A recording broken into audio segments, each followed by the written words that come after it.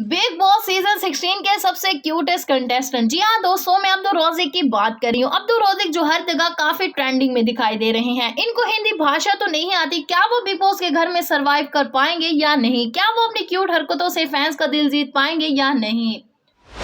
आपका इस बारे में क्या ख्याल है? कमेंट सेक्शन में हमें लाजमी बताइएगा। इसी के साथ ही हम देखते हैं कि बिग बॉस ने साजिद खान और अब्दुल रौजिक को कन्फेशन रूम में बुलाया और कहा कि आज से जो अब्दुल रौजिक बोलेंगे साजिद खान उनको ट्रांसलेट करके बताएंगे। मतलब साजिद खान को अब्दुल रौजिक का ट्रांसलेटर बना दिया गया है। इसी के साथ ही बिग बॉस फैन से पूछते हैं कि आपको ये ट्रांसलेटर कैसा लगा। इसी के साथ ही बीबी में अब्दुल रौजिक चुलबुली हरकतें करते दिखाई दे रहे हैं। आज के अपडेट्स की बात की जाए तो मैं आपको बताती चलूं, अब्दुल रौजिक ने अपने दिल का हाल बयान किया साजिद खान से। जी हाँ दोस्तों, अब्दुल रौजिक साजिद खान को बताते हैं उन्होंने अपनी जिंदगी में कैसे मुश्किल टाइम गुजारा है, क्या कुछ उन्होंने अपनी जिंदगी में स्ट्रगल किया है। ये सुनते ही साजिद खान भी काफी इमोशनल होते दिखाई देते हैं।